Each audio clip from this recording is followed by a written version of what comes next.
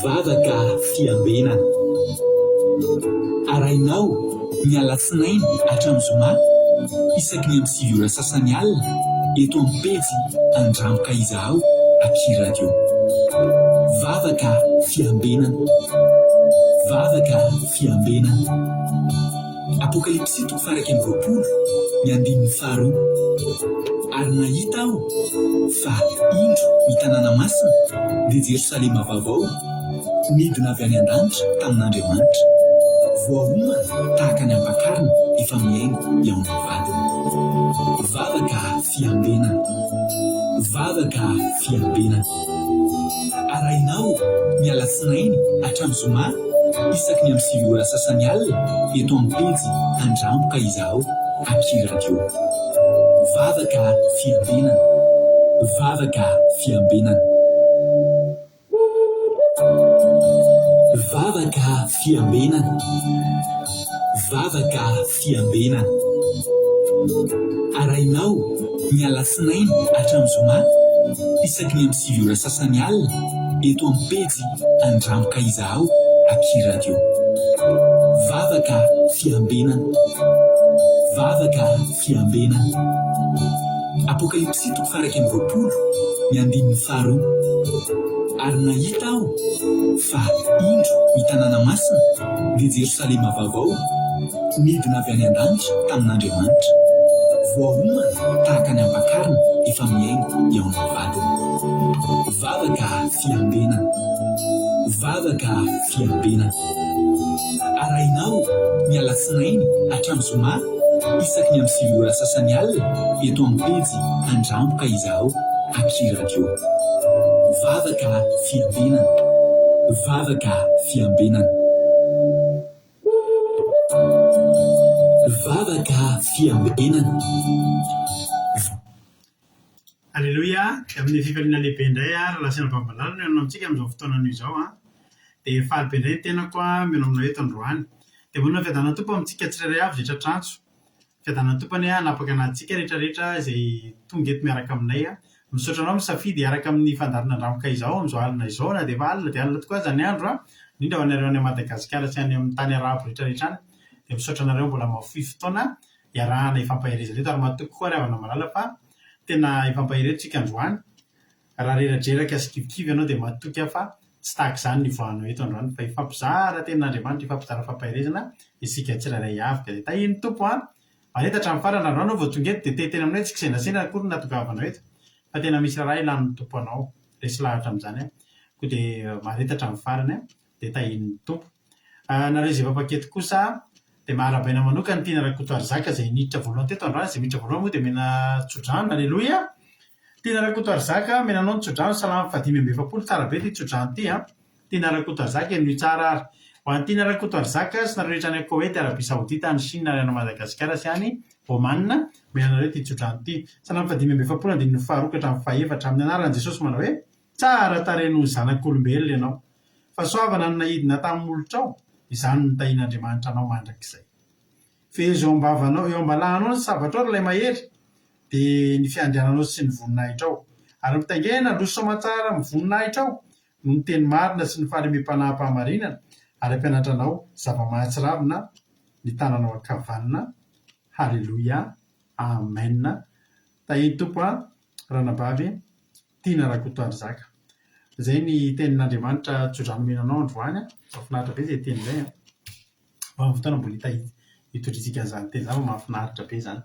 Tahiny tompo tiana Rakotoary Zaka eto France dia miarahaba ny me manambotsoa eto France ihany koa. Tonga soa Selina Rozmina France, Marie-Jo États-Unis, Razana soa Sylvie Koety, Kodaleoni Koety, Marie Hortensine Koety, tonga soa Erika Rak France, Jesosy Noheriko Koety, Nambintso Makrina Koety, Marie Eulalie Koety, tonga soa Miry Arandriamalala Madagasikara, Angela Arvelo Oman, Andriamboangsan Elimarka Madagasikara, Rahalahy Marko Itody Raonso France, Mami Koety, Kodaleoni efa narabeko tasy ny apôstôly Madagasikara, Tody Jesosy mandrakizay Allemagne, Thierry Albenja France, André Suzel Suisse, tonga soa Yama Koety, ary ty zany de Madagasikara, France, kikolonga France, marina tiana Canada, tonga soa daholo tsika menakavy a maharetatra amin'ny farany daholo. Faly be mahita anareo.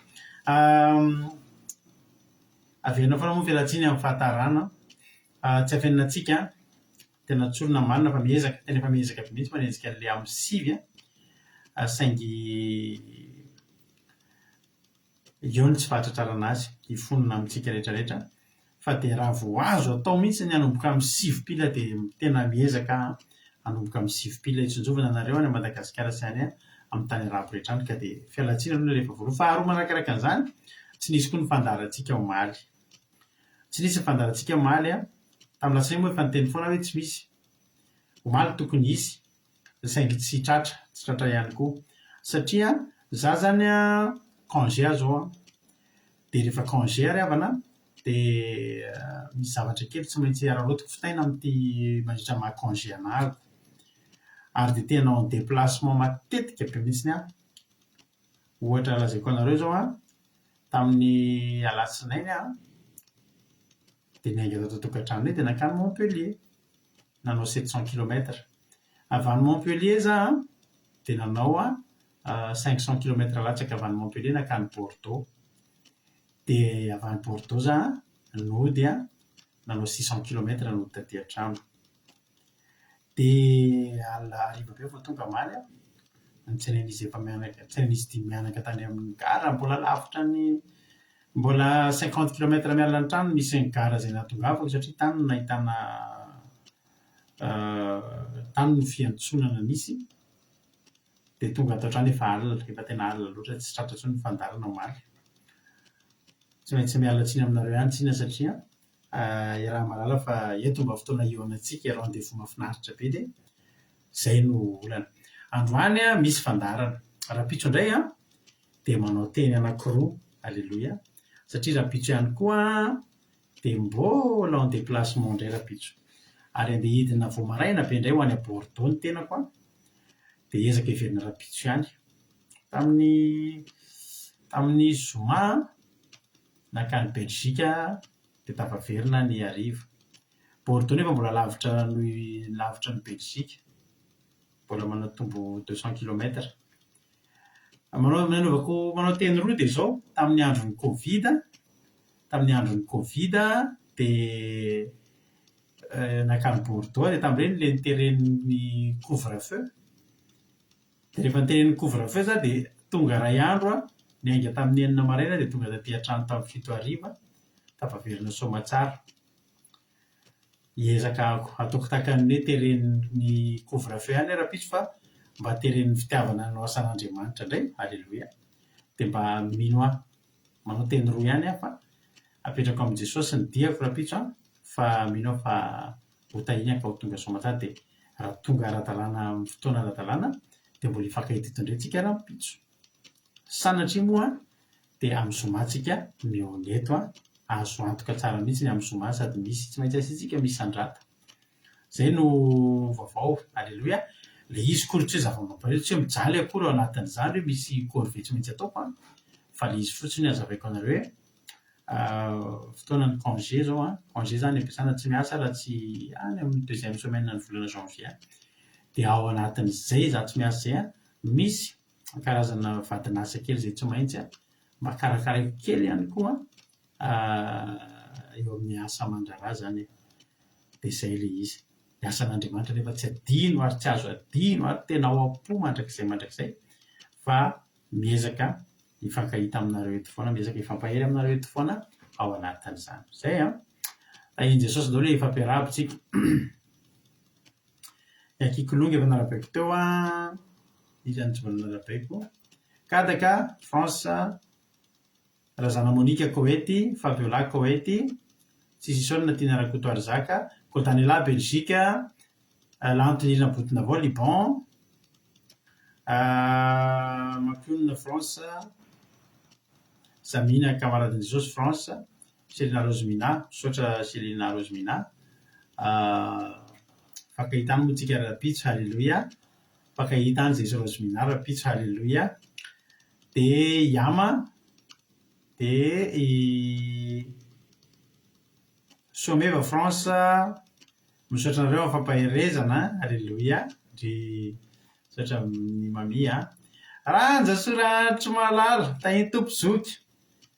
Zoky anjasoa miaraka amin'ny raharaha rufin ao ambadibadika ao vadiny a. Faly be mihitsy mahita anareo a. Mampamangy any Madagasikara moa zareo. Piara manompo ny tompo a. Mafana foa tamin'izany fotoana izany. Sandola Koety Aingonirina Andrinasolo France.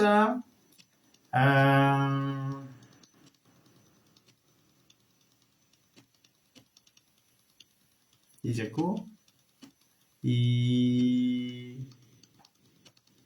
Kadaka France. Misaotra Someo, misaotra anareo rehetrarehetra. Alleluia. Fitahin'Andriamanitra mihitsy ny ahafahana manao an'izany dia rehetrarehetra izany fa lavitra ihany izany a. Fa tsika moso ihany fa tsika ety andafy dia mba tahin'ny tompo a. Vita vetivety ihany izany. Alleloia. Miloha izany rehetra aloha dia ndao tsika hivavaka. Andao metraka an'ity fotoana teo ampelantan'Andriamanitra tsika dia avy eo tsika manohy fotoana. Hivavaka fanombohana androany a. Ranabavitsika Fabiola dia hitondra tenin'Andriamanitra Ranabavy Rodina ary hivavaka ho an'ny firenena Ranabavy Makrina. Tahin'ny tompo ary Ranabavy Fabiola hanao avy hatrany a ny fitenenana.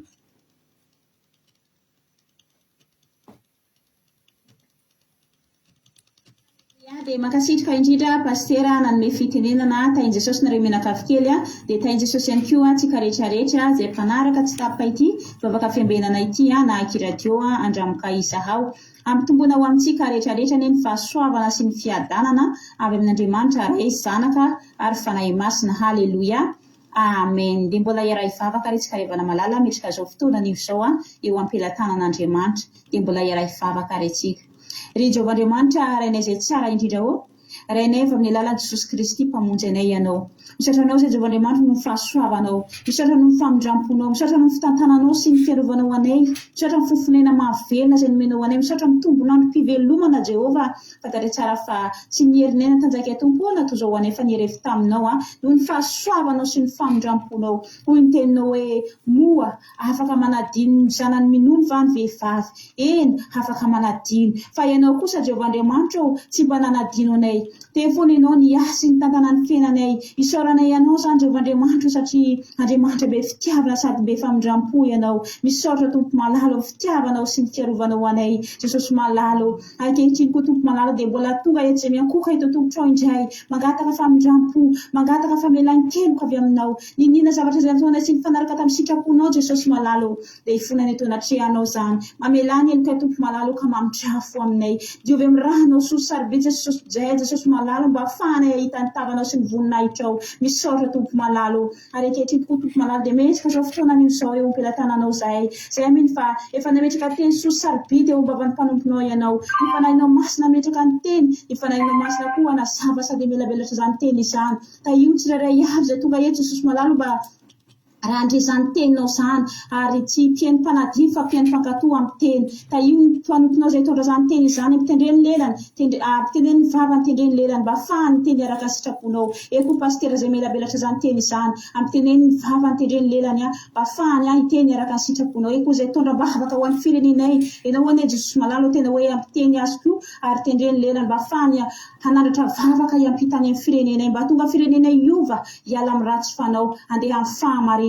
Misaotra tompo malalo raha kofa miranao soa saribity ny connexion anay izay fandraisanay eto mba ahafahany anatontosa sy alavira izao fandaharana izao. Zay mihitsy Jesosy malalo tsy tahaka andiranay teto ivoana eto fa tena hoe azo hoe raha empanazy avy amin'ny alalan'ny teninao satria ny teninao dia en'izay mahazo azy sady fahasalamana ho an'ny nofony rehetra. Ny teninao dia fanino tongotra sady fanazavany lalànay. Misaotra tompo malalo dia voasy satana dia tsy ambinina sy nankevitra nampahefana amin'ity fotoana anio izao. Misaotra tompo malalo ho anao rery ihany dera sy saotra voninahitra hatramin'ny talo indrindra ka ho mandrakizay. Halleluia.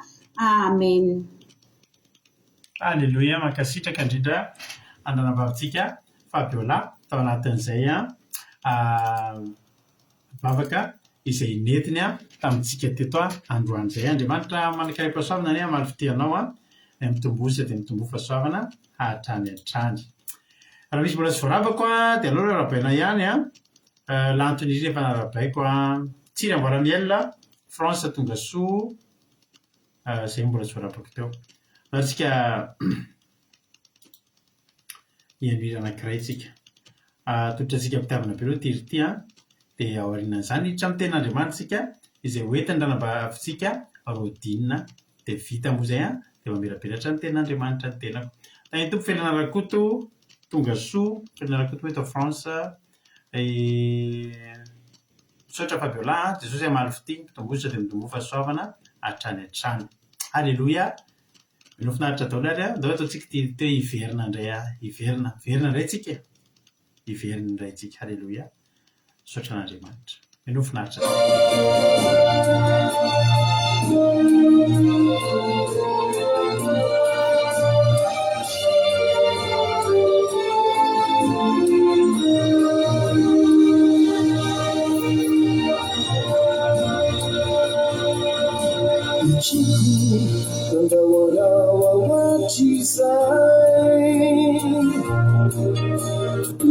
Ciao, familiare nell'animale,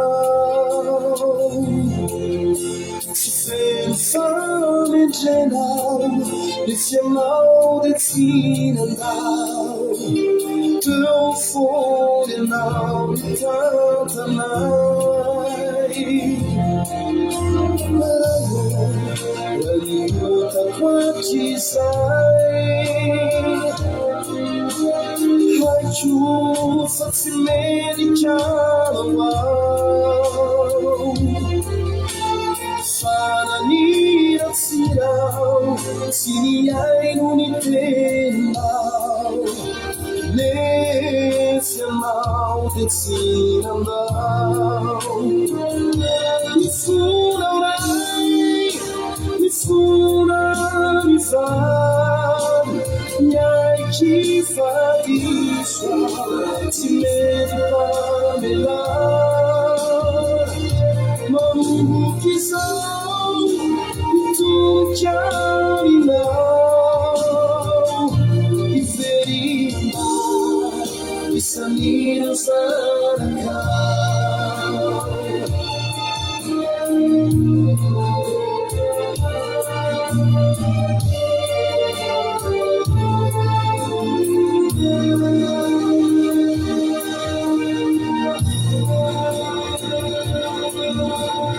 Digo, maravilhosa campanai Sai metade sarjai Campianar o ambar E fique caminhar Canha de sucumbavelar Mi fura mi fa Nhai chi fa disso Si me ne pamelar Mamu que são E tu caminhou E ferida E sanira saracau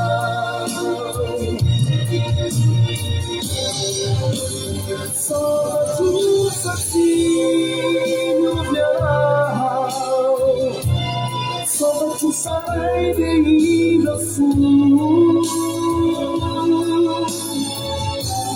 Se não me arrumar alguma vai ser me dará Que eu te amo de sai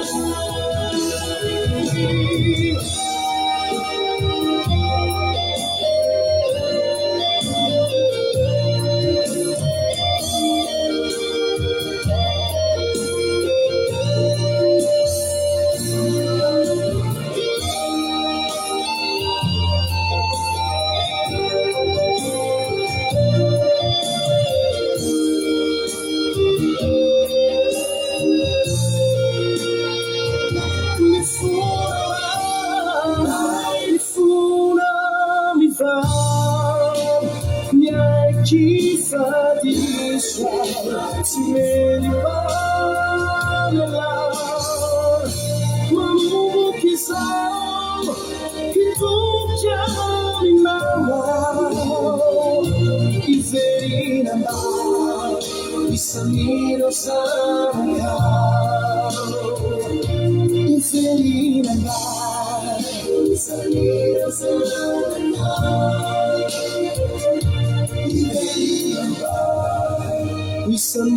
saraka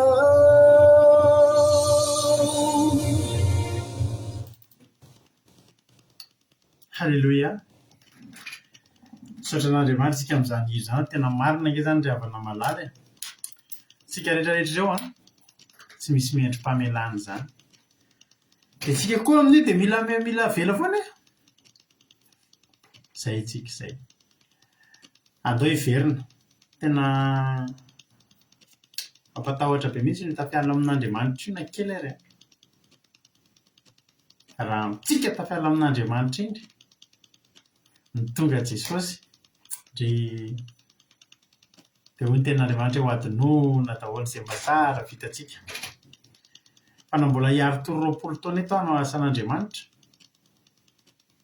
tiako hisarihana ny sainao zany na mbola 20 taona hiaro toro eto aho na mahi koka tahaka n'inona hoe tsy ampy torimaso na inona mety zavatra hatrehana fa raha ao anatin'izany miala amin'Andriamanitra iny ny tanako no tonga Jesosy dia mampalahelo be mihitsy mampalahelo tsy fampitahorana akory zany fa soa ihany fa Andriamanitra ny vapahantsika tsy haiko ianao raha mba impiry ianao mieritreritra an'izany ry havana na dia mieritreritra fotsiny misaotra Jehovah fa mivavaka aminao aho io ny Andriamanitra mpamindra fo indrindra amin'ny Andriamanitra rehetrarehetra io Jehovah io rery ny vonina mindra fo amintsika n'inona nataontsika na roviana na manao ahoana na impiry zany kory tsy miteny andao hanota foana fa za fotsiny teteny aminao isitona ny sainao hoe tsy mahita Andriamanitra ohatran'io tsika na roviana hitanareo hoe sampy hainareo zany hoe manota fady nanota fady da mahita olona ianao miolana ny tendany mahita olona ianao maty amin'ny fomba mahatsiravina satria manino manota fady rehefa miteny ny sampy amin'ny toerana hoe tsy azo hitondrana tongolo eto amin'ity renirano ity dia mitondra tongolo dia maty an-drano ny olona efa nena zany areo dia maty an-drano satria nanota an'le fady hoe zay no finoan'ny olona hitondra an'le tongolo ohatra zany ny aha dia maty nefa tongolo ny netana dia nanina an'le tongolo raha netana fa zahay tsika mieritreritra an'izany dia mieritreritra hoe soa afa tsy nanompo sampy raha nanompo sampy aho nanota fady impiry any mety efa lasa daladala ary Jehovah Andriamanitra impiry nanota tamin'ny Jehovah Andriamanitra tsika ty lasa dala ve tsika potika ve tsika tsy ry havana asiany zavatra mampitodika atsika ara-potoana ary mampitodika izy tiantsika Jehovah tiantsika Andriamanitra hoy izy lina hoe satria izy rery no Andriamanitra velona saotra lina fa tsara Jehovah ary mpanao ny tsara izy zany mahatonga antsika hivavaka aminy foana zany mahatonga antsika eto foana tiavo izy vao mifoha ianao dia tiavo izy fa ianao nge na matory ary mbola tsy mivonona hiteny anazy hoe tiako ianao matory eo dia efa teneny sady mijery anao izy misafisafa anao izy dia miteny tiako ange ianao ty tsy avelako very ange ianao ty mamisavisa ny ataontsika izy eo amintsika matory dia mamisavisa ireo lalandrisina dry tena andeha tamin'izao re dry mbola mindra fo amindray eo izy Jehovah halleloia tsara ny tompo tsara ny tompo fa rehefa misaintsaina ny Jehovah dia mangotsika foana anatin'ny fo sambatritsika manana azy mampalahelo ny olona tsy mivavaka misy olona zao mahita antsika mijaly reto reto fa dia io ndray ry zareo fa dia eo dia miaro tolo dia mitevy teny dia mivavaka fa za ty tena ilay sambatra ianao sambatritsika manana an'izany Andriamanitra ihany tefana zany rehefa antsika fampahery maro ny zavatra tiana lazaina raha Jehovah no resahany. Sy namaraina ny andro misy azo lazaina foana fa ndotsika amin'ny toriteny efa vonona ho ny rodinina. Halleluia. Efa vonona ho ny rodinina. Iza no mbola tsy narabaiko teo? Mamy loatra Jehovah toy zao. Mamy loatra Jehovah. Lovely France, mbola tsy narabaiko Lovely. Ranoro Solga, Koweït, tonga soa. Ndry ary tianareo le hira teo dia hitako ny commentaire nareo. Zay efa voaravako taona nareo da hoary. Tonga dia hanombotsika ary Rambavy-Rodinina Koweït anao ny fitenenana mihainao zay. Mankasitraka pastera naneo fitenenana dia faly miarahaba nare menaka avikely pastera ary faly koa miarahaba ho antsika tsirairay avy koa manaraka izao fandarina vaovaka fiandenana izao dia mitompo hitoetra amin'ny tokantrano izay misy antsika amin'izao alina anio izao. Dia raisiko fifaliana ho anahy ary ava-malala hizara ny tenin'Andriamanitra amintsika androany izao. Ny tenin'Andriamanitra izay iraisintsika eto ry ava-malala dia hitantsika amin'ny Salamo 4:30 raisintsika amin'ny andininy 7:10. Salamo 4:30 raisintsika amin'ny andininy 7:10. Izany tenin'Andriamanitra zany dia hentintsika hifampahiry amin'izao alina anio izao. Raha niarana hitantsika dia handeha hivakintsika izany tenin'Andriamanitra zany. Dia ny soramandry izay manondro izany teny izany dia hitantsika hoe salama abdio fisaorana sy na anatra nataon'izay efa nibonjena tamin'ny fahoriana nanjo azy. Nataony Davida tamin'izy nody adala teo anatrehany Abilemeka dia nioahina ka lasa nandeha. Dia vakintsika amin'ny anaran'i Jesosy izany teny izany. Maro ny fahorian'ny marina nefa Jehovah manafaka azy amin'izany rehetra izany. Amen. Izany tenin'Andriamanitra izany dia hentintsika hifampahiry. Maro izy ny fahorian'ny marina nefa Jehovah manafaka azy amin'izany rehetra izany. Nanino moa ny olona marina nefa maro fahoriana? Ry ava-malala, isika mpanaradia an'i Jesosy dia tsy maintsy mandray fahoriana be dia be. Isika izay manao fahamarinana tsy maintsy handalo amin'izany fahoriana be dia be.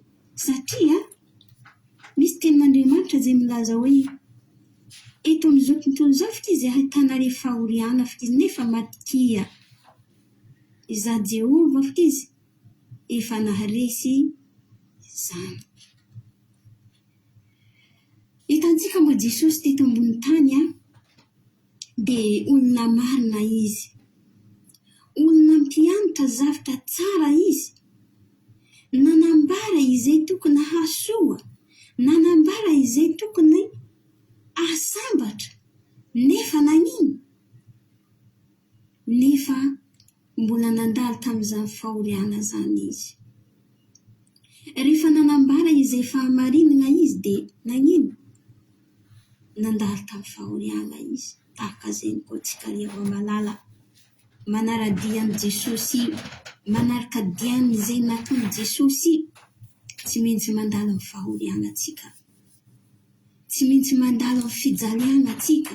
Nefa hitantsika Jesosy na dia nandalo tamin'izany zavatra rehetra izany, tsy maintsy nisedrainy izay fahoriana izay nanjo azy. Nisedrainy hatramin'ny farany izany fahoriana izay nanjo azy zany. Antsika koa fa manaraka Jesosy, tsy maintsy mandalo izany fahoriana izany. Ary be dia be zavatra fahoriana zay manjo atsika. Indraindray atsika mivafoka atsika, mangataka vafoka atsika tsy mahazo. Indraindray atsika mivafoka atsika, mbola mijaly, mbola sahira, ry hava malala. Indraindray tsy hoe ana manaraka fahamarinana nefa mijaly, nefa ory, nefa tena anaty fijaliana. Tahaka zany Jesosy Kristy teto ambony tany nandalo fijaliana. Tsy maintsy arahantsika koa zay diany zay nataony Jesosy zany. Indray tsika mangataka vafoka atsika tsy mahazo, mila mandiny tena atsika. Ino zavatra nahatonga tsy nazahoako valim-bavaka. Indraindray hoane misy zavatra tena Andriamanitra ahitsy eo amin'ny fiainantsika. Misy zavatra tena Andriamanitra ahitsy eo amin'ny fiainantsika. Indray dia tsy hoe atsika manao zavatra tsy marina foana, tsy mety. Indraindray tsy zany nefa tsy maintsy lalovantsika izy ireny. Fa mila mandiny tena atsika isanandro isanandro. Mila mandiny tena atsika isanandro isanandro. Mpanaradian'Andriamanitra, mpanaradian'i Jesosy Kristy, mpanao fahamarina. Mila mandiny tena atsika isanandro isanandro. Mivavaka, manatona an' Jesosy isanandro isanandro. Miresaka aminazy isanandro isanandro. Iny zavatra zay manjozahy izao. Jesosy no hitarenantsika. Jesosy no hiresahantsika, hanafika atsika amin'io fahoriana io. Satria nanino?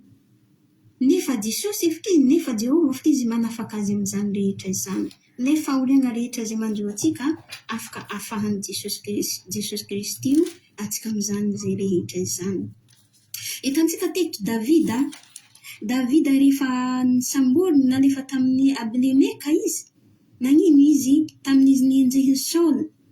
Dia nilefa izy mandeha ila izy, nilefa arahiny Saul, mandeha ila izy nilefa arahiny Saul.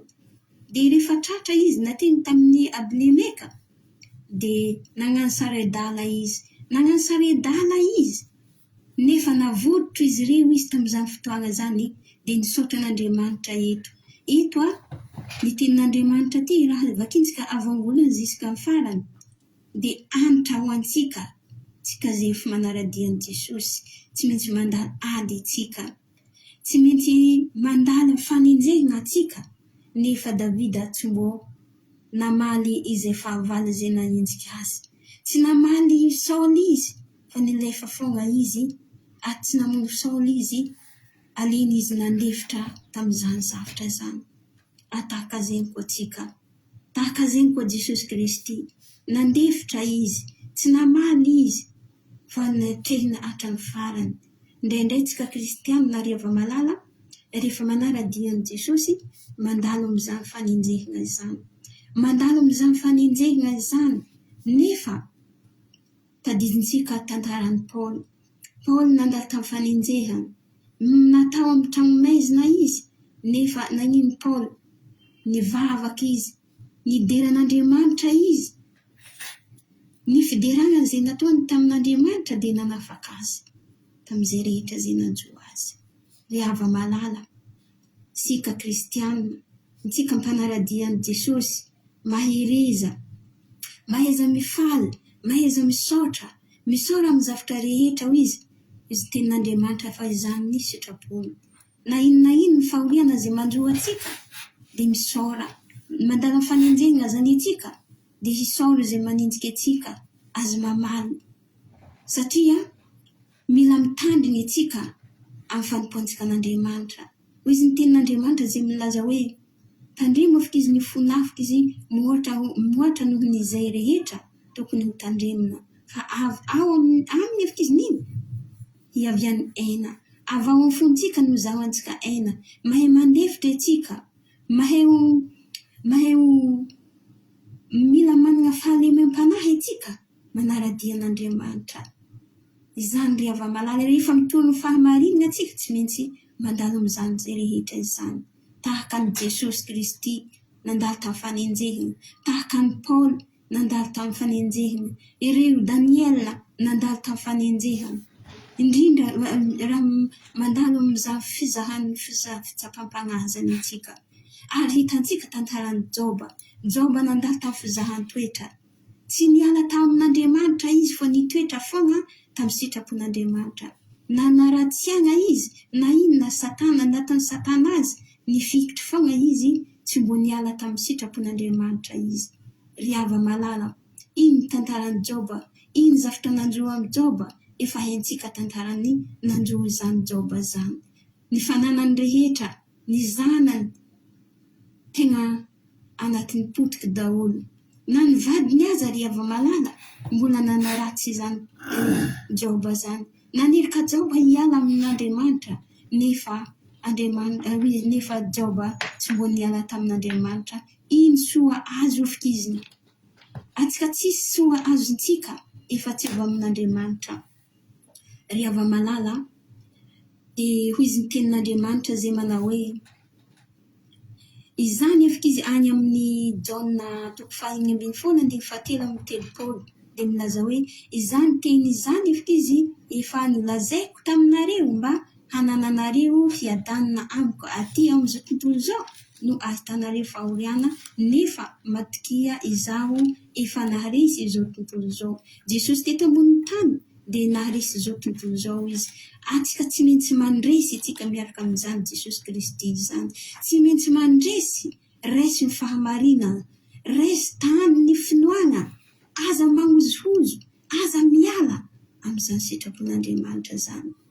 Dia Andriamanitra no handeha hasanitra atsika, handeha hiderentsika, handeha hankasitrahantsika, aza momono tahaka ireny zanak'Israely rehefa nalana tany Egypta, mbola nimomono rehefa tonga tamin'ny toerana tsisy rano, nimomono nankaratsy izay mpitondra izy ireo. Indraindray tsika raha miala amin'ny sitrapon'Andriamanitra, handeha hankaratsy, handeha hanometsina an'Andriamanitra, ka atsika samby handinika ny tenantsika, atsika samby handeha amin'ny fahamarinana, samby hitana izay marina, samby hitana izay finoana ananantsika. Tany mafy ny finoana izay ananantsika, mba tsy hisy very izay, mba tsy hisy haka ny satroboninahitra ao izy tenin'Andriamanitra. Io raha mitana mafy atsika, tsisy halakaly satroboninahitra atsika io, izay men'Andriamanitra atsika io. Entintsika zay ka any an-danitra. Rehefa tonga eto ambony tany Jesosy Kristy andialaka atsika, dia fifaliana lehibe no ho azontsika amin'izany rehetra izany. Valisoa ho antsika rehetra izany. Ry hava malala, andeha isika anaradia an'Andriamanitra. Hitantsika eto ny anjelin'i Jehovah fikizy mitoby zay rehetra mitoby manodidina izay rehetra matahatra azy. Matahatra Jehovah ve isika? Matahatra an'Andriamanitra ve isika? Ka tsika tsy andeha hanao ratsy. Ka tsika hifikitra tsara amin'izany sitrapon'Andriamanitra zany. Hifikitra tsara amin'izany fanarahana dia an'Andriamanitra zany. Ho anazy mbola tsy mandray an'i Jesosy Kristy, andao isika handeha andray azy ampitiavana, amin'ny fanetrentena, hibebaka, hifono, hiala amin'izay ratsy rehetra izay ananantsika. Andramoka izaha tsara Jehovah, sarotra izay olona mialo koa aminy. Ry hava malala, nialoko tamin'i Jehovah i Davida teto, nahazo fahasambarana izy, satria nabotan'Andriamanitra izy, nafotan'ilay Jesosy Kristy izy, tamin'izany fanenjena rehetra izay nahazo azy, tamin'izany zavatra rehetra izay nahazo azy. Tahaka izay koa Joba rehefa nifikitra tamin'Andriamanitra, tamin'ny farany izy nagnino, niveriny aminazy izay rehetra izay nampahory azy tamin'ny tety taloha iny. Nimeny zanaka izy, nimeny hariana izy rehefa nifikitra tamin'Andriamanitra Joba. Ery Daniela, tsy mbo nadadiana tsipy tamin'ny lona, dia tsy mbo lanin'izany lona izay izy ireo. Na tsipy tao anatin'ny afo, tsy mbo nisy afo izay nahamay tamin'izy ireo, satria tiao Andriamanitra izy ireo, tiao an'i Jesosy Kristy izy ireo. Andao atsika hifikitra amin'Andriamanitra ry hava malala. Izany tenin'Andriamanitra zany entiko fampahery amintsika tsirairay avy.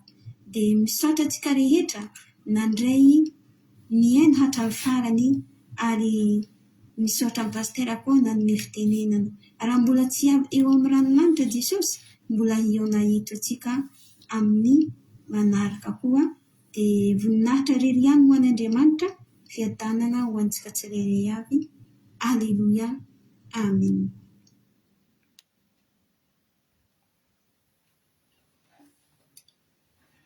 Halleluia, mankasitraka indrindra anao ranavavy Rodina tamin'ny tenin'Andriamanitra. Halleluia. Andriamanitra manankirepasoavina anie amaly fitianao dia mitombositra, dia mitombo fahasoavana hatrany hatrany. Misaotra antsika rehetrarehetra ihany koa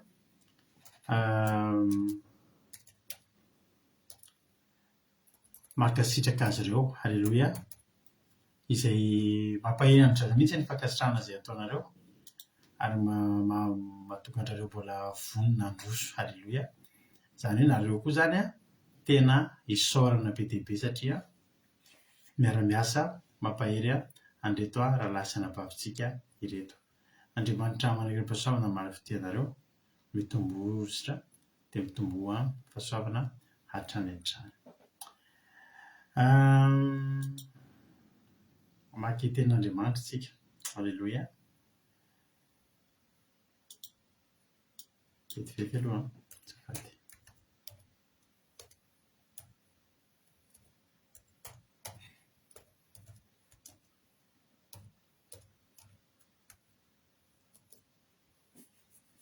Izay mbola tsy voaravako dia sady ara-baiko ihany. Halleluia.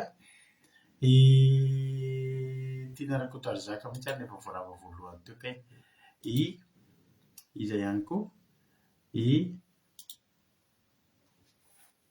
mami efa narabaiko teo. Ao ihany koa be manambotsoka efa narabaiko teo. Tany tompontsika menakavy. Ho avy me manambotsoa amin'ny Pasika. Halleluia. Amin'ny volana mars, farafaran'ny volana mars tsika no nantanteraka Pasika. Sao dia efa homanintsany programme vetivety izany vetivety izany dia tonga etretinareo hoe amin'ny herin'ny androany dia efa farafaran'ny taona. Tsy amin'ny herin'ny androany, amin'ny lahady efa faran'ny taona. Dia io janvier io fotsiny mafimafy mihodina ohatr'izao fa voalaza io dia février tonga dia mars. Tsy hitantsika koa izany février izany mandalo. Ny février anisan'ny volana vetivety indrindra amin'ny fiainana. Ka amin'ny janvier itsika dia mino fa efa nandalo fitahian'Andriamanitra daholo ary farafaran'ny taona itsika dia matetika tahian'ny tompo tonga ho nemy manambotsoa. Halleluia. Mankasitraka. Dia tompontsika amin'ny janvier omenanareo ihany ny daty any ho any amin'ny farafaran'ny volana janvier. Iomantsika ho amin'ny fivadikanana 3 andro. Miomana sahady indray fa hanao fivadikanana 3 andro isika amin'ity volana janvier ity. Izay ny programantsika manaraka. Tahiany tompo daholo. Halleluia. Jaona 2:17 sy Salamo 4:30 no vakindrana bavintsika teo. Ilay Jaona amboaka Jaona 2:17 Jesosy. Aminaran'i Jesosy izany teny izany rehefa nolazaiko taminareo mba hanananareo fiadanana amiko. Aty amin'izao tontolo izao no ahitanareo fahoriana nefa matoky za efa naresy izao tontolo izao. Ny fiadanan'i Jesosy io miavaka. Matoa Jesosy ny teny hoe fiadanako. Misy miezaka hoe manome fiadanana. Ary misy maneho amin'ny olona misy afaka manome fiadanana hafa. Ny fiadanan'i Jesosy tena hafa satria ao anatin'ny fahoriana ianao, ao anatin'ny ady ianao, ilay fiadanana efa mipetraka mialoha. Satria efa fantatrao sahady ny ao ambadiky ilay fahoriana, ny ao ambadiky ilay zavatra eto amin'izao tontolo izao, ny ao ambadiky io dia izao efa resy io. Halleluia. Efa resy io izy Jesosy. Any hoe milaza amintsika izany Jesosy fa tsy hoe mivavaka tsika dia tsisy problème. Tsy hoe mivavaka tsika dia tsisy olana, tsisy fahoriana. Fa misy izany. Saingy izao, ireo rehetrarehetra izao efa nosoratana ho resitsika. Halleluia. Andreo mihitsy tafiresaka tamina mpanompon'Andriamanitra. fanompon'Andriamanitra zany olo zany fa miatrika olana mafy amin'izao fotoana izao. Hoy izy mivady rehefa niresaka hoe tena mavesatra le izy ary Sokrata ozy. Mavesatra le problème. Zao ny fampahirizana izy zareo indray no miteny hoe eny ozy izy tsy eny ozy izy mivavaka mihitsika vao tena miatrika problème ohatra zao satria tiatsika ho hitan'Andriamanitra ozy izy tsika momba azy marina zany. Mampalahelo zany problème an'izany olona zany fa mivavaka tokoa zany olona zany. Ary sendra mijery eto ary zany olona zany dia miteny an'izany olona zany hoe efa napetraka Andriamanitra teny ambavanareo nge ny teny. Alleluia. Dia nareo ihany nampahery ny teninareo tao amin'i Jehovah tahaka an'i Davida. Fa tsika rehetra koa androany ampaherezi ny tenin'Andriamanitra. Jaona 16:33 io mampahery antsika io. Nanay misy olona diso adresy mivavaka. Maninona mahatonga amin'ny teny an'izany? Misy olona andeha hivavaka izy mba tsy hisy problème intsony ny fiainany. Marina aloha fa manafaka Jesosy, mamafatorana Andriamanitra. Misy problème manenanao tanatin'ny firy taona manantonan'Andriamanitra fa ovahany io. Tena mamany zanaboriky Jesosy. Tena mamany zanaboriky. Ary tsy hoe diso adresinao raha hitady vahaolana fa tena mamaha olana Andriamanitra. Mamaha olana ny fivavahana. Fa aza diso fanantenana amin'ny fivavahana ianao ka eritreritra fa ny fivavahana dia tsy mampisy olana intsony milamina tonga dia misosa amin'izay rehefa mivavaka. Tsy ry havana. Mampahery izay rehetra anaty problème androany. Fa tsy hoe misy problème ianao dia mieritreritra ianao fa miala aminao Andriamanitra. Tsy marina izany. Jesosy aza niatrika an'izany. Fa ny zavatra mahafinaritra dia izao. Ny problème mangeho ary havana na mivavaka ianao tsy mivavaka misy. Na mivavaka ianao na tsy mivavaka. Na manana an Jesosy ianao na tsy manana. Na mino ny fanamasina ianao na tsy mino. Na matahotra an'Andriamanitra na tsy matahotra. Problème rehefa tonga dia mahazo ny olona rehetrarehetra. Fa ny mampiavaka dia izao. Izay miaraka amin'ny Jesosy dia nomeny toky mba hanam-piadanana. Fa maninona ary ny ahafahanao hanam-piadanana anaty fahoriana satria tsotra fotsiny efa resin'i Jesosy io. Resin'ny Andriamanitsika io problème. Singa ato aorianan'i Jesosy sao dia adinonao ary zany position antsika izany. Tsika nge ao aorianan'i Jesosy. Jesosy nge ny loha lalantsika. Ka raha maresina eo alohantsika ao, maresitsika ato aoriana. Alleluia. Za ozy Jesosy efa naresy zao tontolo zao. Ka nareo izy nareo ao aorianako ao. Tsy possible mihitsy resin'i Jesosy ny eo aloha ao ka resitsika ato aoriana ato. Jesosy ny eo alohantsika. Jesosy ny manaloka atsika. Jesosy no manarona atsika. Jesosy no elatra manarona atsika. Jesosy no bateria. Jesosy le fiarovana avo. Alleluia. Raha mivavaka ianao zany tsy tsisy problème. Fa mivavaka ianao fa misy problème ihany. Fa ianao maresy problème. Alleluia. Ary ny zavatra tena mahafinaritra be amin'Andriamanitra. Andriamanitra zany tsy lany hevitra. Raha misy 1 milliard ny problème, 10 milliards solution fotsiny. Raha kely. Andriamanitra zany tena tsy lany mihitsy, tena tsy lany hevitra hoe amoahana antsika ao anaty olana. Tsy mbola nisy an'izany Andriamanitra zany mihitsy hoe very hevitra. Eo zany Andriamanitra miady hevitra aminy ahoana re ny amoahako an'le na anatin'ity problème ity. Ahoana re havana ny atao amin'ny Sylvie fa tena anaty problème. Sanatriane zany.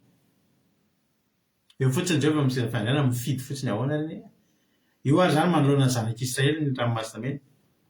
Ahoana reo izy Andriamanitra. Ola vako ve ny tany dia mandeha any amin'ny tunnel misy tunnel any ambanin'ny tany dia mandeha ao ambony ao ny rano ohatra ny métro zany. Mandeha ao ambony ao ny bus ndretrehitra fa tsika aty ambany aty anaty métro tsika milamina tsara. Misy rivotra iainana, tsisy mitete, tsisy ninina.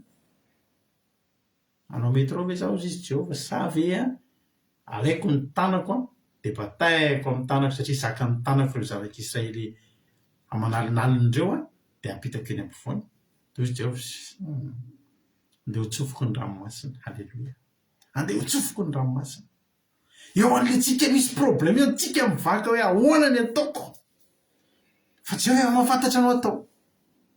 Ary mahavariana le problème misy foana fa maninona Jehovah raha mba tonga dia tsy asiana problème.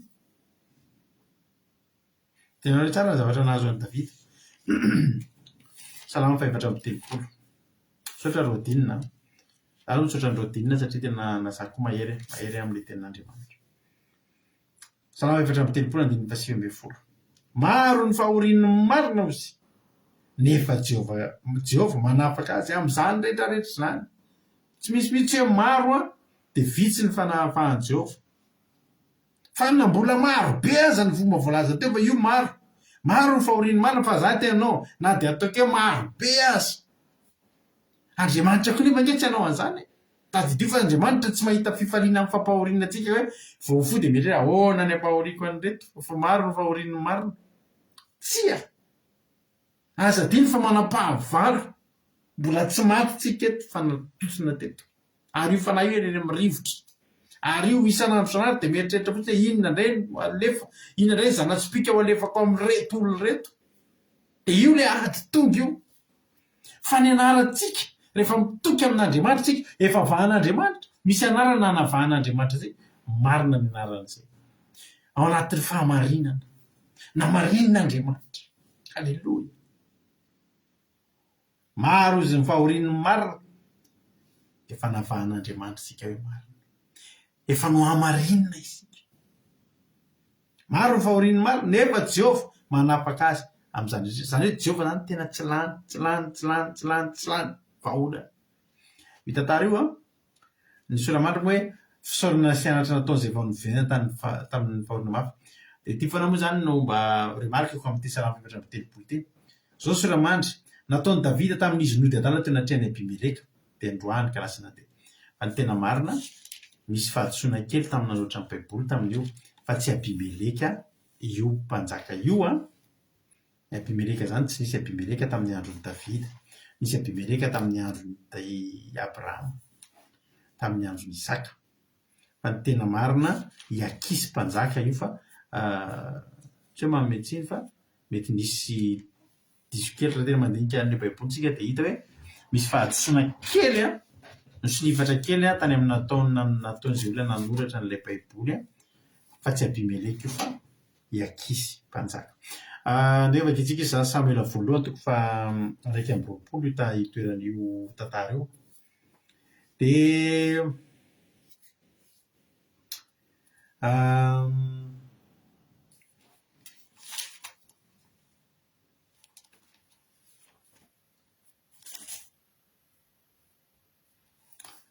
any amin'ny 9 fa nisy tamin'ny andro Davida Iahimeleka io voasoratra mba Iahimeleka mpisorona Ahimeleka fa tsy Abimeleka. Fa nefa kosa ilay izy nody adala tsy teo anatrehan'ny Abimeleka fa teo anatrehan'ny Iakisy mpanjakan'ny Filistina, mpanjakan'ny Gata. Atao eva kitsika Samuela voalohany 1:20. Ary Davida niainga nandrosotra tamin'izany andro izany mba tsy ho azony Saoly dia nakany amin'ny Iakisy mpanjakan'ny Gata. Ary hoy ny mpamonompon'ny Iakisy taminy tsy tia ve ilay Davida mpanjakany tany tsy izy fa ilay nandizany sy ny fampirana hoe Saoly nafaty arivorivo fa Davida nafaty alin'alina. Iza ilay olona arivo sy alin'alina ireo? Filistina ireo. Ary ny lohany tamin'izany zany tanana atao hoe Gata zany dia ilay lako avambe atao hoe Goliata. Jerenao amin'izany no mahazo an'i Davida. Tena hoe eo anelan'ny fantsika sy ny marito. Tena hoe hoy izy ny fomba fitenitsika laka mantatra hoe izy mivady ny miady ka ny ankizy ny voatorotoro. Inona ary zany? Izy mivady miady ka ny ankizy ny voatorotoro dia ilay mitoto vary amin'olony falota anankiroa. Dia vao mitoto ny iray dia mitoto ny iray dia mitoto ny iray dia mitoto ny iray dia voatorotoro ilay vary. Ohatr'izay ny nahazo an'i Davida teto. Ary izy voaenjika Saoly. Hitsoaka izy ho aiza ary izy? Tsy nahita le izy. Direktion makany Gata no nitsoahany. Saoly manenjika azy avy ao ary.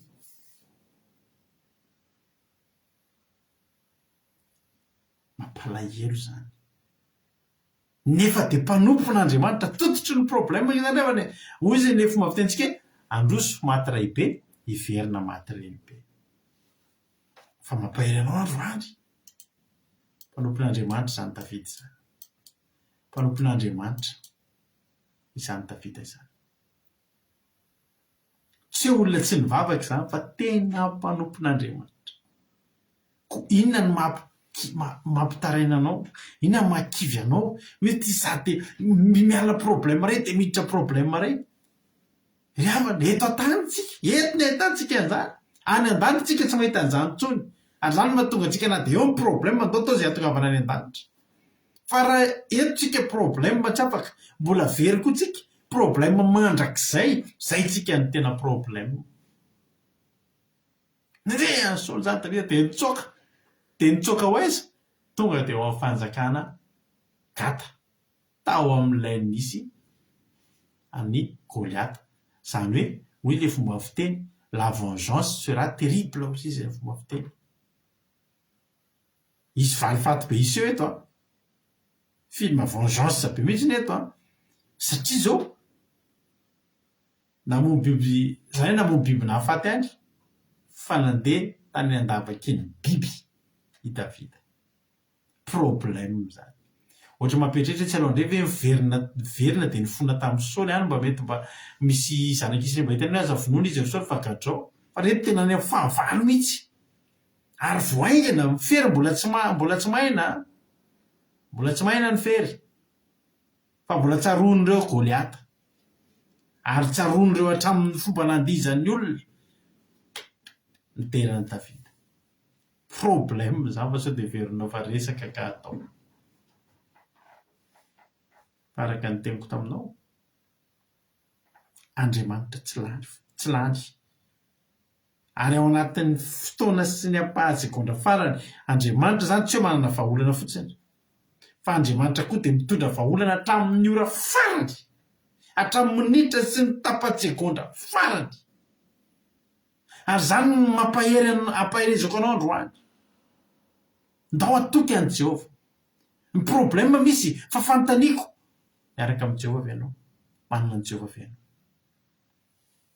dia zao tena nahatsaiky Davida tao am-pony zany teny zany ka natao ohatra ny ankizy mpanjaka ny Gata indrindra izy 9:7 dia ilay voalaza ny Salamo 7:8 teo dia nody adala teo anatrehany izy ka nataka ny olona versaina teo aminy ka nandroatsotra tamin'ireo ravavavy sady navelany hitsoroka tamin'ny somony nivony ary hoe ankizy hitanareo versaina io laiko aminahoana nentinareo aty amiko za moa mitady olona versaina nidronareo olona versaina ty mba hanona reto anatrehako mohiditra ny tranoko va ilay io olona tokony ho vonoina Davida nalefa nandeha satria hamono olona tala ve ilaina ny mody adala avy amin'ny Jehova zany tolotsaina zany tsy nomeny Jehova sabatra indray Davida teto tsy nomeny Jehova lalana ny sokatra fa nomeny Jehova sinema halleloia nataony Jehova lasa mpilalao sarimihetsika Davida hoy izy Jehova hoe ao manao mpilalao sarimihetsika kely longa androany mody manova adala tao anatin'ny fotoana fony fanamasina no ny teny zany tena dia nanao adala le olona ndray mibedy misy hira mahafinaritra be hira teny anglisy hoe ny aozy izy ny planina ratsy nataony devoly nahodin'Andriamanitra ho fitahiana ho aty jerenareo le olona neky hitondra anazy teo ndray bedy ny mpanjaka zany ny Jehova tsika zany tsy kely lalana izy raha hita ny fiainantsika ary fomba n'Andriamanitra nefa no mitondra antsika io jerenareo any amin'ny Salamo 120 misy teny anankiray somary mahakivikivy raha tsy vakiana hatramin'ny farany hoy ny tenin'Andriamanitra Salamo 120 andininy fasivy nge vakitsika Salamo 120 andininy fasivy inona le hira ataontsika amin'ny sabata zay hoe mampino le hoe moa le hira zazadiko le teneniko teo le inona moa le hira zay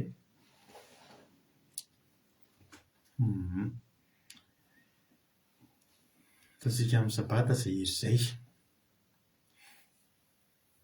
Salamo 120 andininy fasivy tsika izao ity salamity somary mahakivikivy raha tsy vakiana hatramin'ny farany. Misy fotoantsika ilaina mamaky teny hatramin'ny farany sy ny toy fa raha mijanonjanona ilay tenatena dia kivy ho ilay ten'Andriamanitra. Rehefa tsika amin'ny sabaty izay saotranao ho ilay ten'Andriamanitra izay mampitoetra ny fanahintsika amin'ny fiainana ka tsy mamela ny tongontsika ngozozo amin'ny fotoana rehetra zany, manoloana ny karazana olana, karazana degré sy avo sy angeza sy lanja ny problème. Andriamanitra tsy mamela ny tongontsika mangozozo fa eo foana izy. Hainareo ilay hoe mesure d'accompagnement, zany hoe misy zany mesure d'accompagnement ataon'Andriamanitra isaky ny tranga anankiray miseho iainantsika. Ohatra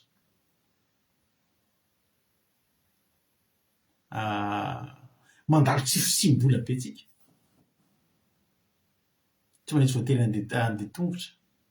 Misy zany so ianao miteny za hoe mba mivavaka any dia andeha tongotra. Misy fotoana tsisy io na ny ariary dia mandeha tongotra ianao. Inona ny mesure andraisan'Andriamanitra? Meny fahasalamana ianao ahafahanao hiarika an'ilay dia tongotra. Fa tsy hoe sady efa marary ianao, iny zany le fahoriana ohatra ianao tsy maintsy andeha tongotra. Dia inona moa zany fa tsy dia mezan'ny tsy mivavaka tsika. Ny pompier tonga hakanao olona tsy mivavaka toy fangarareo tsy le mivavaka ireny dia nazo anao tsisy andeha tongotra. Dia mandeha tongotra hoe dia suite ka mbola misy tension koa dia diabétique fa atao tsisy mamy mihitsy le mivavaka ozy ny olona. Tsy zany driavana. Voalohany indrindra, ninona eo anoloana Andriamanitra tsy mampitondra azy eo zaka. Raha zavatra folokilao no meny anao, atanjahany no alikao hitondra mihoatra ny folokilao. Ary tsy ataony hoe juste zany hoe folokilao ihany dia vao misy moka iray mipetraka firy grama dia mitrefika. Raha folokilao no entana entinao, men'Andriamanitra anao ny kapasité ana charge dia any amin'ny 50 alina za miteny anao. Fomba antsika fotsiny mitany mafy loatra ity fa vitantsika io Alleluia. 110 fa efa nizato entranay ianao Andriamanitra efa nanadio anay tahaka amin'ny fanadio volafotsy amin'ny memy. Io le afo. Efa nampiditra anay tamin'ny fandrika ianao. Jehovah kay mampiditra amin'ny fandrika. Fa efa nanisy enta-mavesatra teo ambalahanay ianao. Ve Jehovah manisy enta-mavesatra teo ambalahantsika? Efa nampandeha olona nitsaka ny lohanay ianao. Misy mihitsy ny fotoana zany. Sa ve mba mivavaka nefa ataon'olona an'izao? Misy fotoana Andriamanitra mandefa olona nitsaka ny lohantsika mihitsy. Nandeha namaky ny afo sy ny rano zay. Samy zavatra ray, indray mahafaty, indray mandoro, indray maharendrika. Afaka lalovantsika daholo zany na dia miaraka amin'ny Jehovah ary fa zao ny tenin'Andriamanitra pahaizanao. Fa nitondra anay nivoaka ho amin'ny fitaina mahitretrika anao. Zany ninona teo? Andriamanitra mikendry ny farany ka tsy ho diso. Ny an'Andriamanitra tsy androany mamaritra ny fiainao izy ny ilan'ny pasteur Jocelyn hoe tsy izay miseho an'io ny hamaritra ny hoavinao. Matoa Jesosy teto amin'izao tontolo izao no ahitana fahoriana sisa. Hitan'i Jesosy ny fahoriana teo. Fahafatesana hitan'i Jesosy teto. Nefa zanak'Andriamanitra. Hitan'i Jesosy ny fahafatesana. Fa mifanontaniako, resiny sa na resy azy ny fahafatesana. Resiny fahafatesana. Resiny. Vao mipaika ny fahatelo andro. Ary fahafatesana ho aiza ny herinao. Ninona zany lalovany? Teo foana Jehovah. Fa ozy izy ny tena rao mba atikanao misy teny mahafinaritra be mba tiako tsipihanao Baiboly teo ny ten'Andriamanitra. Salamy faraika amin'ny 70, 109. Ianao zay mampahita fahoriana. Mbola nampiny ary ianao zay mampahita fahoriana be sady mafy no amelona indray. Alleluia. Ianao zay mampahita fahoriana be sady mafy no amelona indray. Ka mpiakatra indray hiala amin'ny fitoerana lalina paty. Ampitomboly voninahitra. Anao ka ampionina indray ianao. Aoriana n'ilay nahitana fahoriana zany raha teto ny plasinao. Après an'ilay fahoriana eto indray ianao. Mitombo ny voninahitra, mitombo ny hery, mitombo ny lasa. Alleluia. hoy andiny faharoa za koa dia hideranao amin'ny valisy ny fahamarinan'Andriamanitra ao. Dia ny fahamarinanao Andriamanitra akalazanao amin'ny lokanga ary ray masiny Israely ao. Io bo ny molotra mankalazanao ny fanahy koa efa navotanao ary lelako hitoron'ny fahamarinanao mandraikariva fefa menatra sy mangay azy amin'ny tady anisy ratsy any. Eo amin'ny andiny efatra ambin'ny folo misy teny mahafinaritra be fa za kosa dia anantena mandrakariva ary hitombo laladava ny fiderako aminy. Vao manangasangany ahy dia efa manantenan'i Jehovah sady fiderana ny ao ambadika io. Za koa mampahiranao izay mandalo aty androany. Miankina amin'ny Jehovah. Zay aloha zany zavatra tsy azonao ialana. Miankina amin'ny Jehovah. Fa raha zao koa ianao tsy miankina amin'ny Jehovah dia tsy mampatahotra anao fa tsy ho tsara ny fiafarany io atinao io. Fa raha tianao ho tsara fiafara io, mivadika amin'ny fitahiana matretrika io, mivadika ho fitendrena lokanga sy fitsofananjomary io, miankina amin'ny Jehovah. Aza miala aminy. Misy olona anaty ady miala amin'ny Jehovah. Tena zany ny zavatra tsy tokony atao indrindra. Eo mihitsy ianao no tokony mifikitra. Za nge dia teny aminao hoe io olana io tsy maharesy ny vaholan'Andriamanitra zany. Ndao tsika hijery tena Andriamanitra. Job. Mahafinaritra be ty tena meko anareo mba mario amin'ny baibolonareo ty. Fa amin'ny fotoana ny ariana any ho any tsy maniry loza akory fa ny ady tsy maintsy misy. Ka ty mba mario amin'ny baibolonao. Job 5:5 andininy 7:10. Amanao izay tena Andriamanitra. Amin'ny fahoriana enina dia hamonjy anao izy. Eny, amin'ny 7 aza dia tsisy loza hiahatra aminao. Zany hoe zao zany, na misy fahoriana enina na 7 na 20 na 9 na 10. Dia amanao izay tena Andriamanitra, dia hamonjy anao foana Jehovah. Problème voalohany namonjy anao Jehovah. Deuxième problème mamonjy Jehovah. Troisième problème mamonjy Jehovah. Quatrième problème mamonjy Jehovah. Cinquième problème mamonjy Jehovah. Sixième problème mamonjy Jehovah. Fa amin'ny fahafito reraka le problème kay. Alléluia. Any amin'ny fahafito.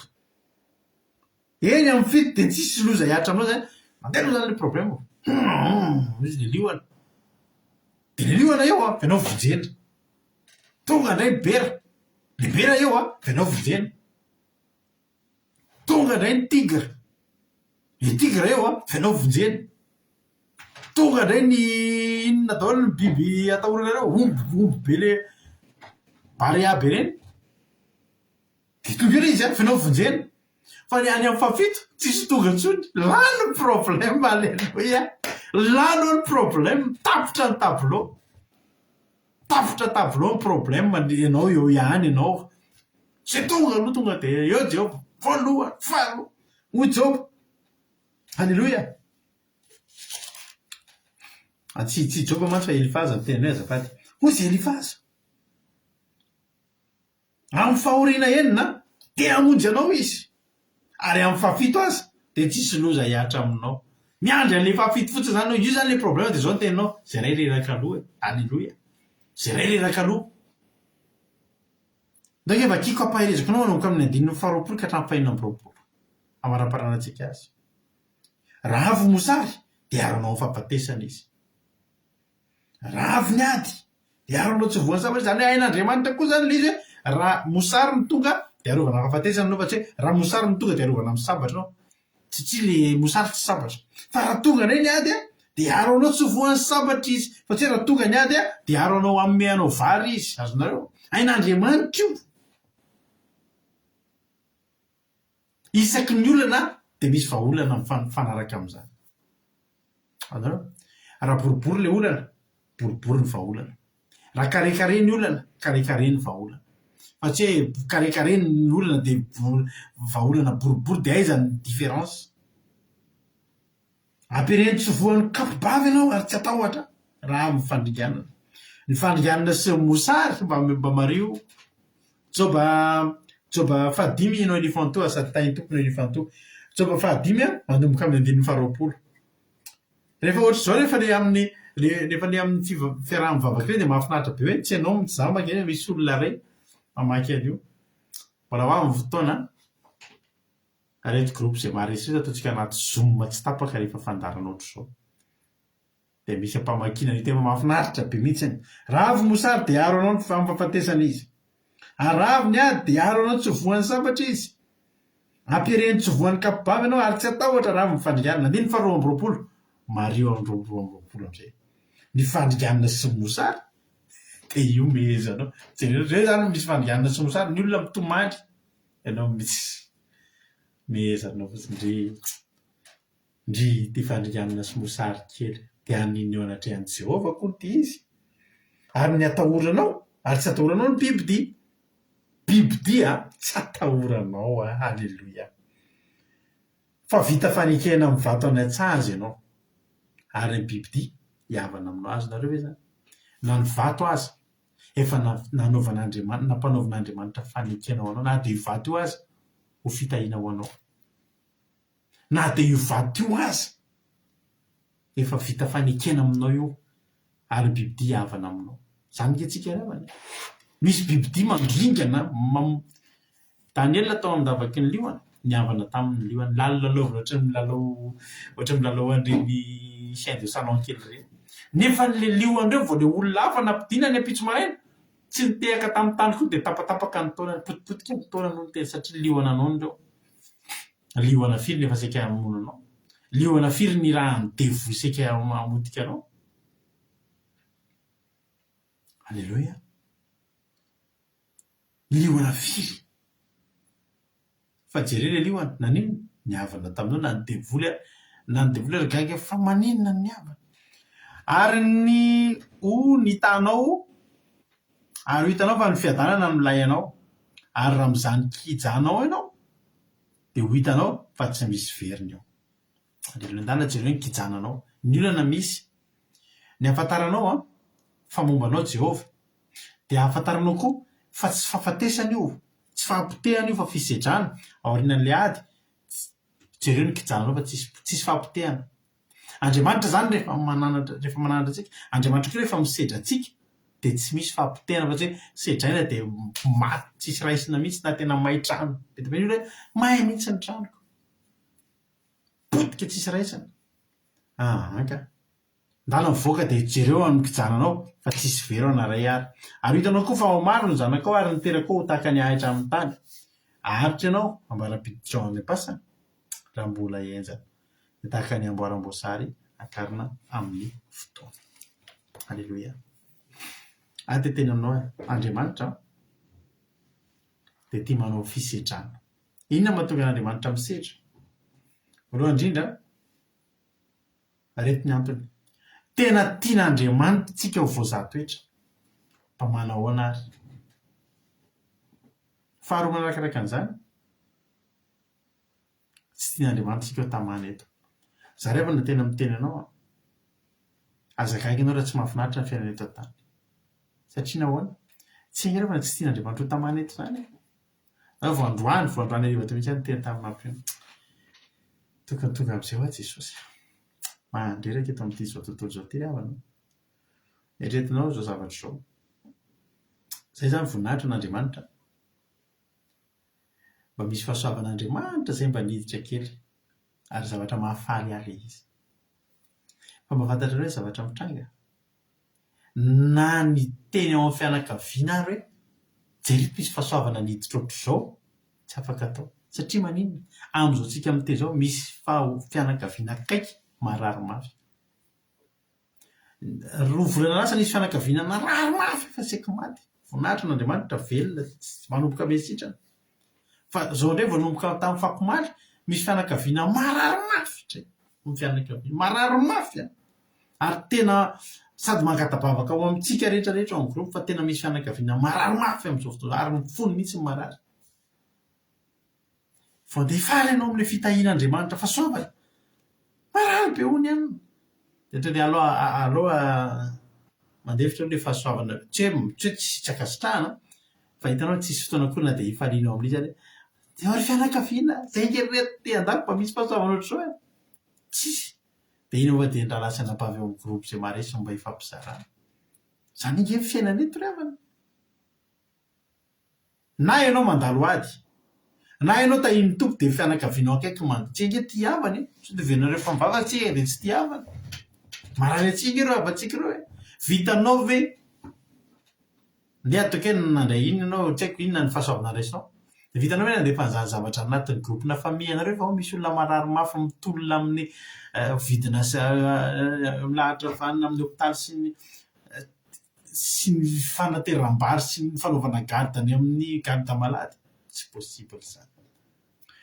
Ity eto amin'ity zao tontolo zao ty azon'Andriamanitra atao mihitsy ny tena misosa tsisy problème fiainantsika eto fa teteny aminao tsy tian'Andriamanitra ho tamana eto tsika, tsy tian'Andriamanitra ho tamana eto tsika ary za mampahiranao androany azakivy ianao tsy maninona zany aza tamana eto mahery resaka efa resin'i Jesosy io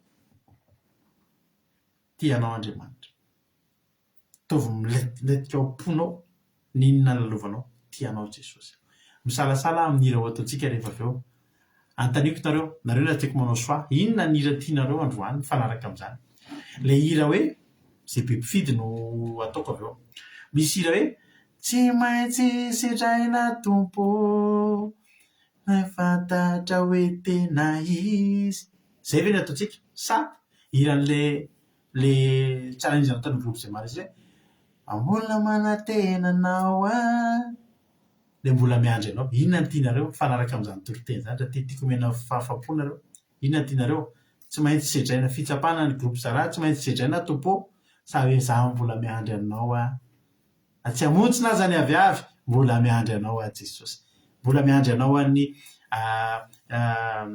groupe feon'ny mpandresy zay ataon'ny groupe zay maresy ve sa tsy maintsy sedraina tompo le faharoa ahoana lena izy moa teneniko faharoa teo tena misy le titran'le hira zafady mbola miandry anao no mbola be mpifidy hatreto zao tsika zara-pahatsapany nareo sady mamaly any inona rira tianareo alefako mbola miandry anako no mbola voafabilazanakandaba sy soameva zao miteny hoe tsy maintsy sedraina ry amo de zay betsaka eo mangatahako za misy anankiray eo itojo tojo sy dekona mangatahako mba asinareo mba isaina kely izy no alefatsika eo alleloia andoharitsika aloha hitra amin'ny fizarana fahatsapana misaotra nareo nahatratra amin'ny farany ity hitra fizarana fahatsapana tsika aorina fizarana fahatsapana de ataontsika le hira zay tapakareo mba mangavy anareo mba amoky anareo hoe iza no mba nahazo isa-betsaka tamin'ilay safidy tsy maintsy sedraina tompo sa challenge ny feoan'ny mpandresy dahoary tahiny tompo ary zandrena izara-fahatsapana voalohany inona ny azonao zaraina androany tahoarinany toriteny anao ny fitenenana iaina Tahiny pastera dia tahiny teka rehetrarehetra ankasitraka pastera amin'ny fitenenana dia misaotra nareo menatako tamin'ny toriteny marobe mampahery be dia mampahery daholo moa le tena rehetrarehetra izay zaranareo menadary teo na sokorodina na pastera fa nakasika manokana ana le teny farany indrindra tamin'ny pastera teo hoe afaka tan'Andriamanitra malama be mihitsy milalantsika ny fiainantsika tsy isy kitotoana fa nefa tsy tiany ho tamana tokoa nefa tsika dia mampahery be mihitsy izay teny izay dia mahery ezaka daholo izay mety hoe mandalo olana fa Andriamanitra miaraka amintsika foana fa Jesosy daholo. Alleluia, alleluia, alleluia. Mankasitraka indrindra ny zandriaintsika atao anatin'izay fizarana fahatsapana izay Andriamanitra manaiky ny fahasoavana ny amaly fitianao iaina dia mitombositra dia mitombo fahasoavana hatrany hatrany. Ataontsika mbola izara fahatsapana ihany misaotra anareo mbola misy hafa miditra indray ato izara fahatsapana ampandrosotsika indray ny ranabavitsika Erika tahiny tompo Erika inona ary ny fizarana azonao fitsapana azonao zaraina aminay androany tahiny Jesosy pastera dia mankasitraka amin'ny fitenenana dia tahiny Jesosy koa tsika rehetra dia na ny tena nakasika ana le tenin'ny pastera tany faraparany teo tany amin'ny salamy fahaenina-ambinipolo teo hoe misy mesura ataon'Andriamanitra atsika miakompany atsika amin'ny olona atsika iny zany hoe tsika izany na dia mandalo olana ary dia tsy ataon'Andriamanitra afa-barahaka izany fa tena nakasika ana tany tenin'ny pastera teo hoe raha ohatra tsika ka tsy manana vola mihitsy ny andehanana bus na hoe misy lasantsy ao anatin'ny fiaratsika dia izy manome fahatanjahana atsika manome fahasalamana atsika ahafahantsika mandeha tongotra dia tena hoe nakasika be anany izay pastera dia mankasitraka tamin'ny tamin'ny fizarana nataonareo mianatany toriteny sy ny famelapilarana. Sainy Jesosy taô. Alleluia, mankasitraka indrindra any Erikatsika tanatin'izay fizarana izay Andriamanitra manankiray pasoavana ny amaly fitianao dia mitombositra dia mitombo fahasoavana hatrany Erika. Nao mbola piditra olona iray indray tsika sambasamba androany mba tsy tojo ny tafiditra voalohany fa nefa tojo dia ao ihany hiditra ihany izy Alleluia. Tainy tompo ary raha latojo inona ary ny fizarana azonao zaraina androany fahatsapana azonao zaraina androany. Alleluia, tainy Jesosy tsika rehetra dia mankasitraka be dia be nareo tamin'ny toriteny fa mamy sady mahakasika be ihany tena nahakasikana voalohany olo hoe atsika Jesosy ny loha larana atsika dia izy efa miady dia rehefa mandresy eo aloha dia manaraka fotsiny atsika mandeha lalan-jezinina dia soatsy. Alleluia, nahafinaritra anazy dia nypaharoa tena nahakasika anazy hoe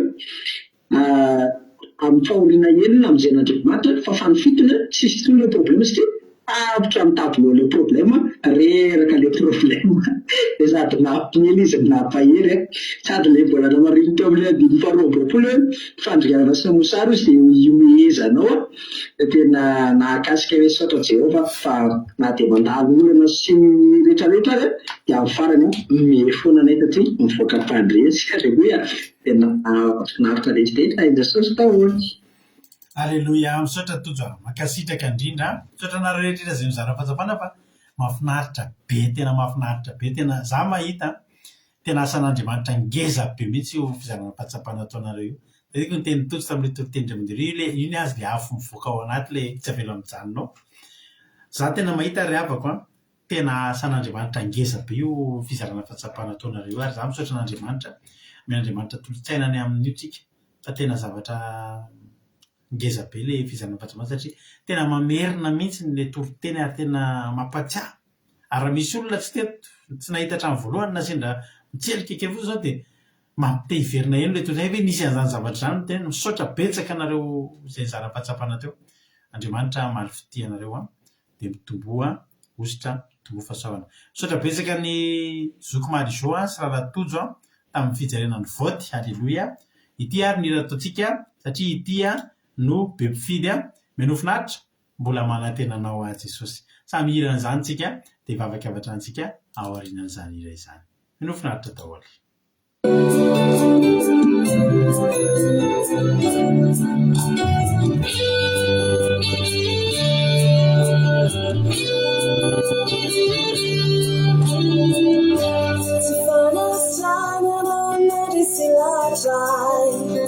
Anti-fiangonanity tsy fatagana manosika izodraty laranity nafafteny andalana rawitsany ireo mpandeha nafoasetrinya fiafatsy usuka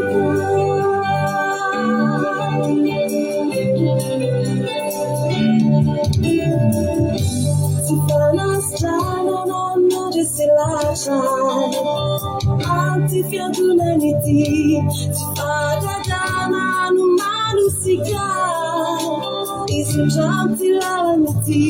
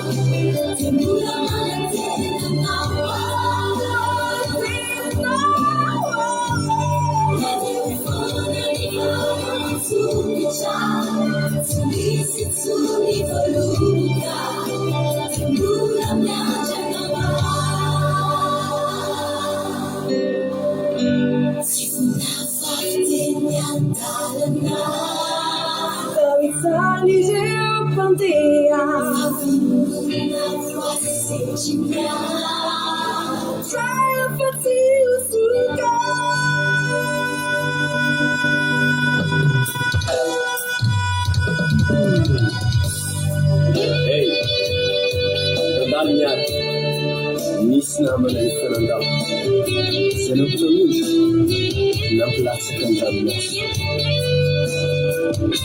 rehefa zio amafififetsony nivoary zay nataoko teo anatrianao fony voresy lavitra fa ninino amseho dia tsy ala fa ifilitra aminao fony ty zanaka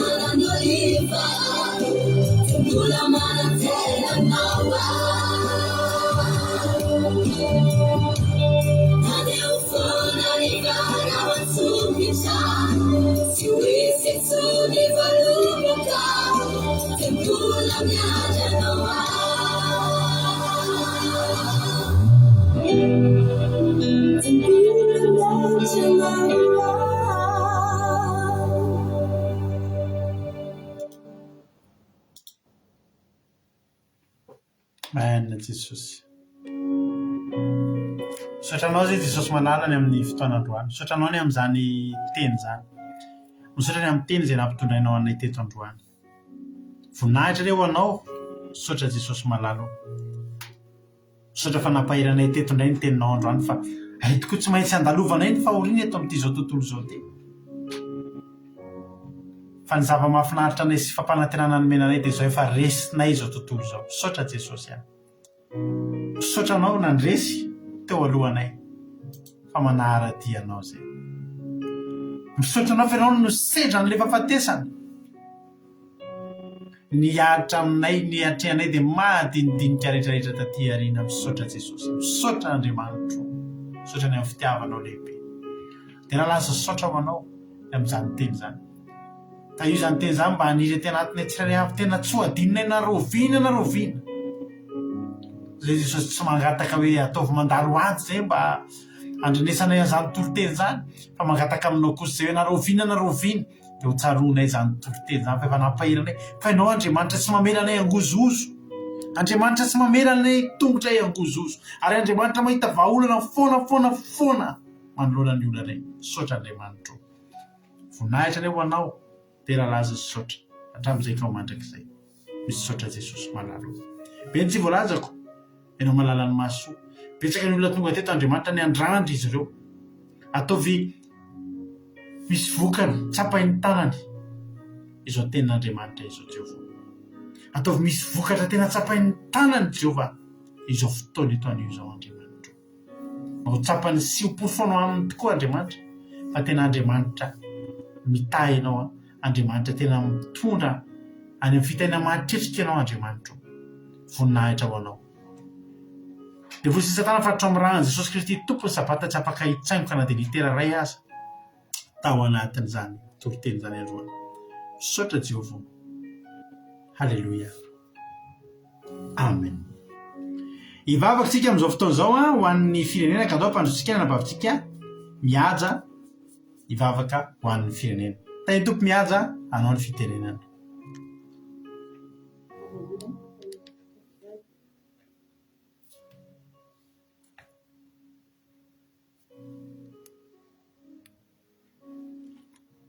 Raha tsy afaka miteny mihaja dia andao mpandrotsika Kodaleonia ivavaka ho an'ny firenena azafady. Halleluja. Mbola arivavaka antsika. Ry Andriamanitra raina tsara indrindra eo, misaotra anao izay midera mankalaza manome natinanaranao Jehovah satria tanteraka filavorary teto Jehovah Andriamanitra eo ny fotoanany androany Jesosy malalo. Misaotra Jehovah Andriamanitra eo tamin'ny fanatrehanao Jesosy, misaotra Jesosy malalo eo tamin'ny fitahiana taminao izany Jehovah Andriamanitra. Ary tsy tapatapoka ny connexion-anay Jesosy malalo, misaotra anao koa Jesosy tamin'ny teny izay ndesin'ny mpanomponao teo Jesosy malalo.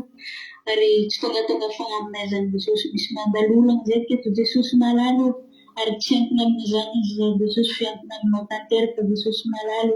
Ary voakampandresy izay tsirairay avy tsy voatoresy Jehovah Andriamanitra. Kehitriny Jesosy malalo hitanao izay tsirairay avy nanatriketo Jehovah Andriamanitra. Aza velanao velomaigna Jesosy malalo. Firatanay toro sy ny fanatianao anay teto Jesosy malalo. Kehitriny Jehovah Andriamanitra hitanao koa Jesosy malalo mpanomponao. Izay nitondra ny teninao teto Jehovah Andriamanitra apetraka ny finampelan-tananao Jesosy. Ary ankehitriny hitanao Jesosy ny firenenanay Jehovah Andriamanitra. Mbola agnatin'ny fahotana Jehovah Andriamanitra, mbola agnatin'ny tsy fanarahanao Jehovah Andriamanitra hitanao izany Jesosy malalo. Magataka aminao Jesosy malalo ny firenenanao Jesosy malalo. Mba anatrika anay izy rehetra tsirairay avy Jesosy malalo eny Jehovah Andriamanitra. Maro tokoa Jesosy malalo. Mpanota tsy mendrika Jesosy malalo iantso-pinanaranao Jehovah Andriamanitra nefa Jesosy malalo areo. Amin'ny rafony izy rehetra tsirairay avy Jesosy malalo mba ho hitandriny amin'ny bibinao ary anaraka anao Jehovah Andriamanitra hitandriny izany Jesosy malalo. Ankehitriny Jesosy malalo isaraka anao lehibe Jehovah Andriamanitra ny fanatrehanao teto Jesosy malalo. Misaotra Jesosy malalo. Alleluia. Amen. Alleluia. Mankasitraka indrindra anao ranabavy Kotaleoni tao anatin'izay vavaka ho an'ny firenena izay. Misaotra antsika rehetra ihany koa, misaotra anareo rehetra mpandray anjara, misaotra ny ranabavintsika Fabiola tamin'ny vavaka fanombohana, Rodina tamin'ny toriteny Mahambe, dia Kotaleoni tamin'ny toriteny tamin'ny vavaka ho an'ny firenena. Misaotra anareo rehetra ihany koa tonga teto. Raha tsy teo nareo dia nangingina teto izay. Tonga teto kosa nentinareo na fohy fotoana, na fohy harerahana, na fohy torimaso. Za matoko sy mino fa na dia tsy ho angatahako ary izany, Andriamanitra manankaream-pahasoavana hamaly fitianareo. Tsy mahita iny tompo. Raha mbola singana amin'irao lanitra Jesosy ka tahiny tompo velona somatsara tsika ary tahiny tompo tonga somatsara ara-potoana raha pitso avy any Bordeaux dia misy ny fandana raha pitso ary mihaona tsika raha pitso raha sanatry taraiky be dia amin'ny zomatsika mihaona amin'ny valora sasany. Tena misy amin'izay misy andrata tsy maintsy misy amin'ny sabata amin'ny zoma ho avy izao amin'ny valora sasany mampionina miditra anaty misy andrata ny tenako mitondra vavaka fiambenana. Samehita iny tompo dia manoroka masina antsika tsirairay avy manoroka mamy antsika amin'ny fanoroana masina hoy Paoly dia mahereza daholo dia ho an'Andriamanitra ny voninahitra tahiny Jesosy mahereza daholo. Misaotra anareo. Halleluia. Amen.